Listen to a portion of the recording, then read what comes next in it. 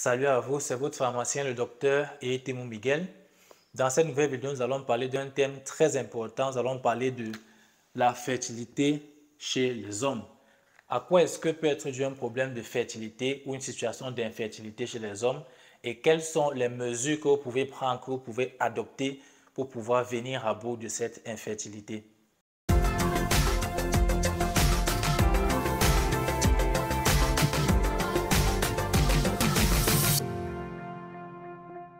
Qu'est-ce que l'infertilité? L'infertilité, c'est l'incapacité pour une femme en âge de procréer, donc qui n'est pas ménopausée et qui est déjà pubère, incapacité à tomber enceinte après avoir fait ou après avoir eu des rapports réguliers sans avoir pris le moindre contraceptif.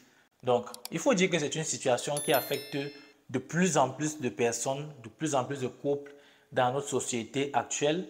Et l'on estime qu'environ 15% des couples dans le monde sont concernés par cette situation d'infertilité, ce qui correspond à environ 70 millions de couples. C'est assez lourd, c'est assez important.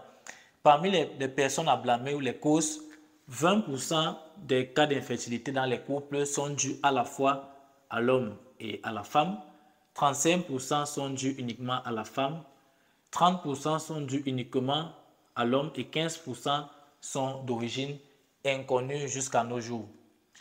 Bien, selon certaines études, la qualité du sperme a été détériorée, a été dégradée d'environ 50 à 60% durant les 4 dernières décennies. Donc, c'est ce qui peut expliquer la recrudescence des cas ou des problèmes d'infertilité aujourd'hui. Et cela est notamment dû à l'alimentation, au style de vie ou encore à certains facteurs environnementaux, comme nous le verrons dans la suite de la vidéo. Lorsqu'on parle de la qualité du sperme, il s'agit des paramètres ou des éléments tels que le nombre de spermatozoïdes, la concentration des spermatozoïdes, la mobilité, la capacité des spermatozoïdes à se mouvoir, puisqu'il faut qu'ils soient mobiles pour pouvoir, lorsqu'ils sont dans le vagin, arriver au niveau de l'utérus et arriver au niveau des trompes de Fallope où ils pourront nous rencontrer l'ovule pour pouvoir féconder et avoir donc le fécondé qui donnera plus tard le fœtus. Il y a aussi la viabilité des spermatozoïdes et enfin la morphologie, la structure, la forme des spermatozoïdes. Est-ce qu'ils sont de structure normale ou est-ce qu'ils sont de structure anormale? Il faut dire que 90% des cas d'infertilité chez les hommes sont dus à 3 principales situations. L'oligospermie d'une part, la sténospermie et la tératospermie d'autre part. L'oligospermie, c'est une situation dans laquelle vous ne produisez pas suffisamment de spermatozoïdes ou de sperme. La sténosospermie, c'est une situation dans laquelle les spermatozoïdes ne sont pas assez forts, ne sont pas assez mobiles et donc ne peuvent pas effectivement faire leur travail ou atteindre leur cible. Et enfin, la tératospermie, c'est une situation dans laquelle vous avez des spermatozoïdes qui ont une mauvaise structure ou qui ont une forme anormale ou irrégulière. Comme facteur environnemental qui peut être à l'origine de l'infertilité chez les hommes, nous avons la consommation, le fait de fumer le tabac ou encore le cannabis. Nous avons l'usage régulier des stéroïdes anabolisants, donc il faut vraiment faire gaffe. La consommation d'alcool, le stress émotionnel, le fait d'être régulièrement en contact avec des fortes températures, l'âge, le fait de porter régulièrement des vêtements trop serrés, la pollution atmosphérique, la sédentarité, le manque d'exercice ou d'activité physique, les radiations électromagnétiques, le cadmium, les pesticides ou encore les médicaments cytotoxiques tels que les médicaments anticancéreux, la chimiothérapie anticancéreuse. D'autres éléments tels que le fait d'omettre certains repas, donc le fait de ne pas avoir les 3 repas par jour comme cela est requis, ou encore l'obésité, peuvent aussi être à l'origine des troubles de la fertilité chez les hommes. Et ce qu'on appelle le Western Diet ou l'alimentation occidentale, qui est la plus répandue aujourd'hui dans le monde, est une alimentation qui ne nous aide pas beaucoup, nous les hommes, en matière de fertilité, parce que c'est une alimentation qui apporte beaucoup trop de calories, ce qui est pro-inflammatoire, donc qui augmente les taux d'inflammation dans l'organisme. C'est une alimentation qui apporte beaucoup de protéines animales, notamment à travers les viandes rouges, beaucoup d'acides gras trans et saturés qui, comme nous verrons dans la suite, sont très nocifs pour la santé du sperme, et aussi beaucoup de sucres simples, tels que dans les pâtisseries ou encore dans les boissons, les sodas, les boissons énergisantes sucrées. Par contre, ce régime occidental est très pauvre en nutriments essentiels et sains, tels que les fibres ou encore les antioxydants ou encore les acides gras essentiels. Bien, nous continuons donc avec les types d'aliments qui peuvent avoir un impact négatif sur la santé de votre sperme et qui peuvent donc diminuer ou dégrader la qualité du sperme. Commençons par les acides gras saturés ou trans, qui sont donc des matières grasses qui vont donc s'accumuler au niveau des testicules, tout comme les acides gras polyinsaturés. Mais contrairement aux acides gras polyinsaturés qui, eux, sont bons pour la santé, les acides gras saturés et trans vont avoir un impact négatif en diminuant ou en dégradant la qualité du sperme et en diminuant la concentration des spermatozoïdes dans le sperme et aussi en diminuant les taux sanguins de testostérone libre et testostérone total. Et on retrouve généralement les acides gras donc saturés trans dans les fast-foods, dans les friandises ou encore dans la viande rouge. Nous avons aussi donc les viandes, effectivement. Les viandes seront riches en acides gras saturés ou en acides gras trans et en plus de ça, il pourra avoir des conservateurs ou des résidus d'hormones qui pourraient donc dégrader la qualité de votre sperme. En numéro 3, nous avons le tabac et l'alcool qui sont des aliments qui vont diminuer ou détériorer la qualité de votre sperme, qui vont diminuer le volume d'éjaculation et qui vont dégrader la morphologie, la forme de vos spermatozoïdes. En numéro 4, nous avons la caféine. Il faut dire qu'il n'y a pas d'étude qui a clairement démontré que la caféine a un effet néfaste. Donc, si vous êtes fan de café, vous pouvez continuer à en consommer. N'allez juste pas au-delà des doses ou des quantités journalières recommandées. Mais une étude a prouvé que les boissons énergisantes à base qui contiennent de la caféine peuvent causer des dommages au niveau de l'ADN des cellules des spermatozoïdes. Donc, il serait important d'éviter ou de diminuer la consommation de toutes les boissons énergisantes qui contiennent de la caféine. En numéro 5, nous avons les phytoœstrogènes, tels que les isoflavones, qui agissent donc comme l'oestrogène naturel qui est produit par notre organisme, qui ont une action similaire et qui ont aussi des propriétés antioxydantes et anti-mutagènes, donc qui empêchent les mutations, les modifications de l'ADN de vos cellules et qui sont généralement utilisés ou donnés aux femmes ménopausées comme thérapie de substitution pour remplacer les hormones qu'elles n'ont plus en quantité suffisante. Donc, il faut aussi dire que si vous en êtes fan ou si vous voulez en consommer, cela n'aura pas d'impact négatif sur votre fertilité masculine. En numéro 6, nous avons les contaminants tels que les plastiques contaminants qui proviennent des plastiques, des emballages plastiques comme le bisphénol A ou encore les phtalates. Pas d'études qui prouvent effectivement que c'est vraiment nocif ou bien que ça peut causer l'infertilité masculine, mais nous savons tous que ces éléments ont des effets néfastes sur la santé du système reproducteur. Donc, il serait important d'éviter d'être au contact de tels éléments.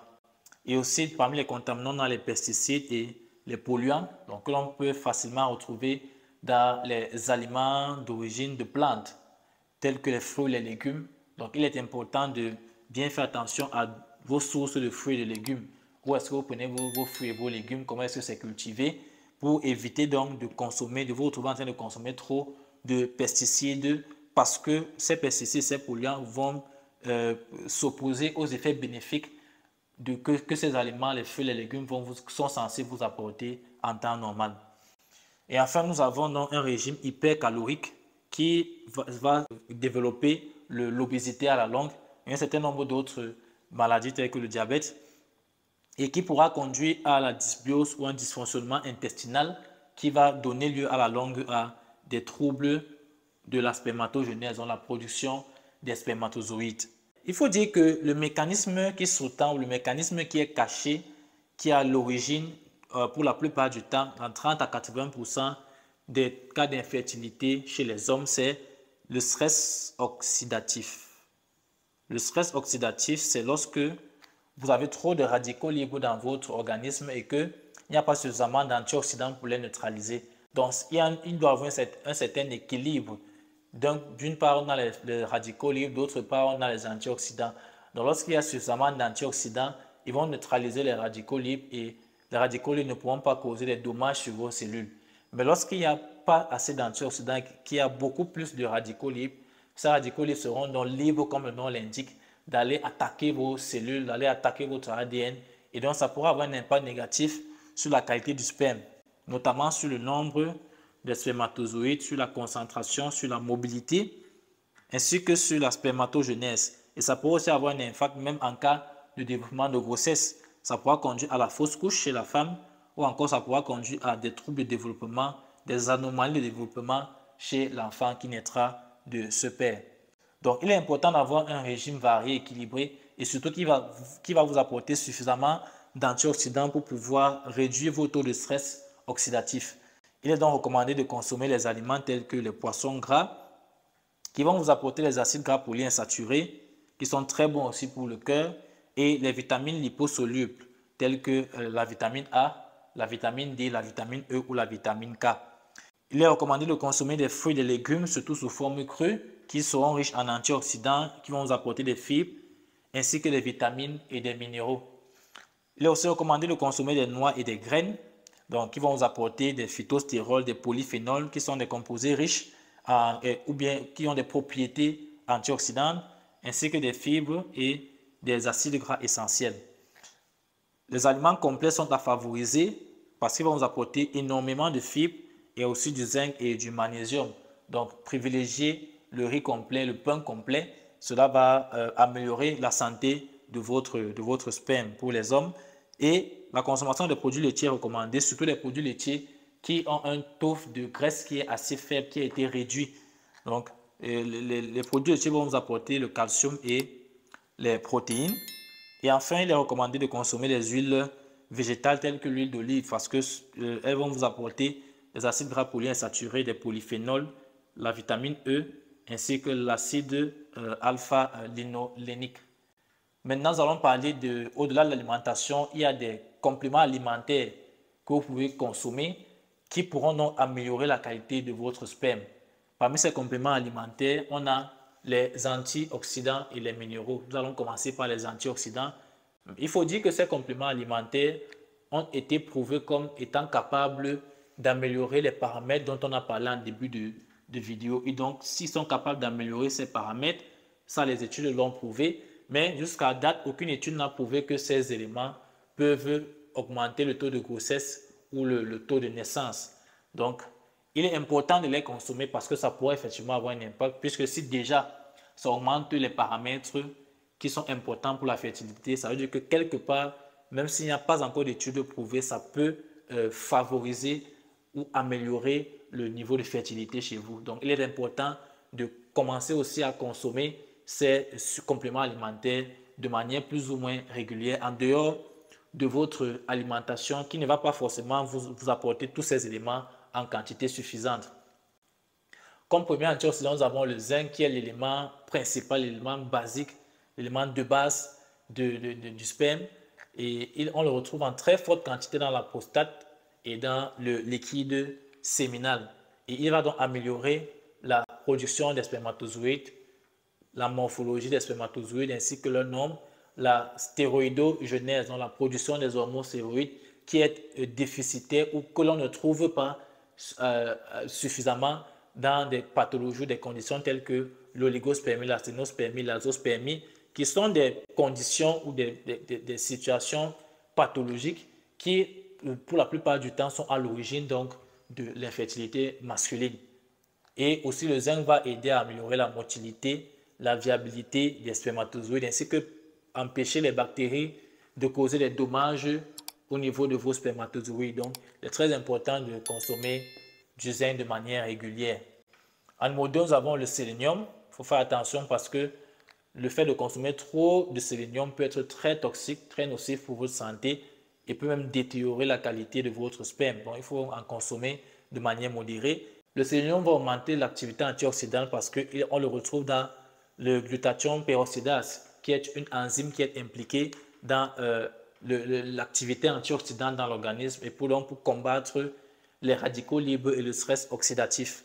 Et donc, le sélénium va permettre donc de réduire les dommages sur l'ADN, d'améliorer la motilité et la viabilité des spermatozoïdes. Nous avons par la suite des vitamines tels que l'acide ascorbique ou la vitamine C, le tocopherol, la vitamine E et l'acide folique ou la vitamine B9. Il est important d'en consommer régulièrement. Nous avons aussi le coenzyme Q10 qui est un antioxydant très puissant qui va améliorer la concentration et la mobilité des spermatozoïdes dans le sperme.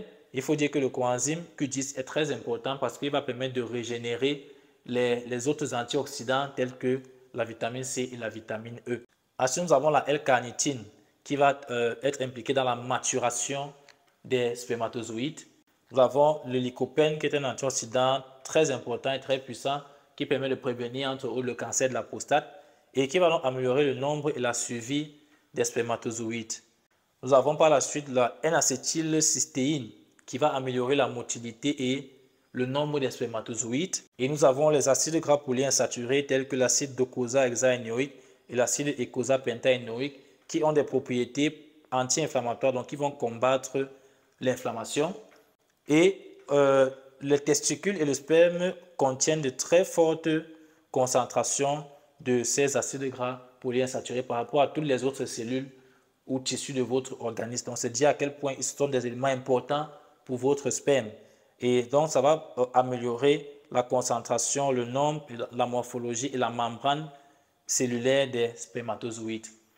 Nous allons terminer la vidéo avec les minéraux. Donc, en dehors des antioxydants que vous pouvez prendre sous forme de compléments alimentaires, vous pouvez aussi prendre du calcium, du magnésium, du cuivre ou du manganèse. Donc, ces éléments vont contribuer à améliorer la mobilité des spermatozoïdes ainsi que la production des spermatozoïdes, la spermatogenèse. Et le calcium, notamment, sera impliqué à aider le spermatozoïde à pénétrer dans l'ovule pour pouvoir permettre que la fécondation ait lieu. Je vous remercie d'avoir regardé cette vidéo et j'espère que vous aurez été utile. Surtout, n'oubliez pas de liker la vidéo, de partager autour de vous et de vous abonner à ma chaîne afin de ne pas manquer mes prochaines vidéos.